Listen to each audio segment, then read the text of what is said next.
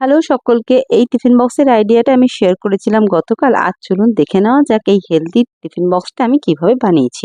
প্রথমে একটা বাউলের মধ্যে নিয়ে নিয়েছি 1 কাপ সুজি, দিয়েছি তার মধ্যে 1/2 কাপ টক দই আর দিয়েছি 1/2 কাপ জল।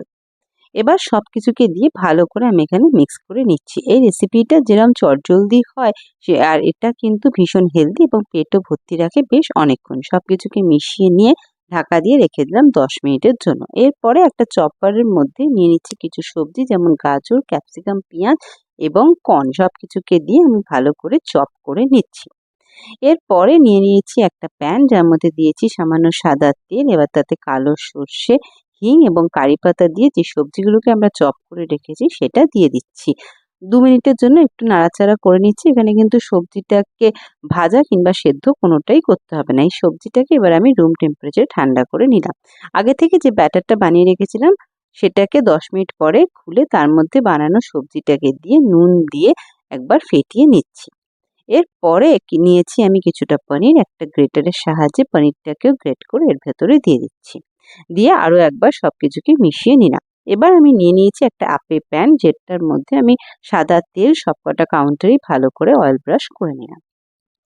এরপরে আমি যে ব্যাটারটা বানিয়ে রেখেছিলাম তার মধ্যে দিলাম সামান্য খাবার সোডা, জল দিয়ে আমি কিন্তু এটাকে খুব তাড়াতাড়ি ভালো করে ফেটিয়ে নিলাম। এটা কিন্তু খাবার সোডার জায়গায় আপনারা ইনো ব্যবহার করতে পারেন। এরপরে যে আপে প্যানটা আমি অয়েল ব্রাশ করে রেখেছিলাম তার মধ্যে আমি কিন্তু এই ব্যাটারটাকে দিয়ে দিচ্ছি। খুব বেশি ভরছি না, কারণ আপেগুলো কিন্তু বেশ ফুলে যাবে। আমি 7 মিনিটের জন্য লো ফ্লেমে একবার কিন্তু একটা দিক করে নিয়ে তারপর উল্টে দিয়ে আবারও একটা দিক 7 মিনিটের জন্য করে নিচ্ছি।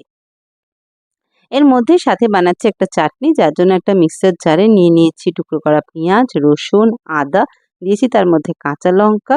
এরপরে আমি এখানে দিচ্ছি ভাজা ছোলা, তার মধ্যে দিয়েছি কারি পাতা, নারকেলের গুঁড়ো, বিট নুন এবং চিনির গুঁড়ো আর ধনেপাতা। আপনারা চাইলে কিন্তু এখানে নারকেল কুঁড়িও ব্যবহার করতে পারেন। সামান্য জল দিয়ে এটা একটা পেস্ট বানিয়ে নিলাম। এবার একটা তড়কা প্যানের মধ্যে সাদা তেল দিয়ে তার মধ্যে কালো সর্ষে এবং কারি পাতা আর দিয়ে ভালো করে নেড়ে ওই চাটনিটার মধ্যে ঢেলে দিচ্ছি। ব্যাস তৈরি আমাদের সবকিছু। এবার পালা টিফিন বক্স সাজানো। টিফিন বক্সে দিয়েছিলাম আমি কিন্তু আপে, সাথে ছিল চাটনি আর ম্যাঙ্গো কেক, যেটা রেসিপি আগেই শেয়ার করেছি চ্যানেলে। কেমন লাগলো আমার টিফিন বক্সের আইডিয়া জানাবেন কমেন্ট বক্সে। ভালো লাগলে চ্যানেলটাকে শেয়ার করে সাবস্ক্রাইব করে বেল আইকন প্রেস করে পাশে থাকার অনুরোধ রইল। কে কে আমায় কোথা থেকে দেখলেন জানাবেন কমেন্ট বক্সে। ধন্যবাদ।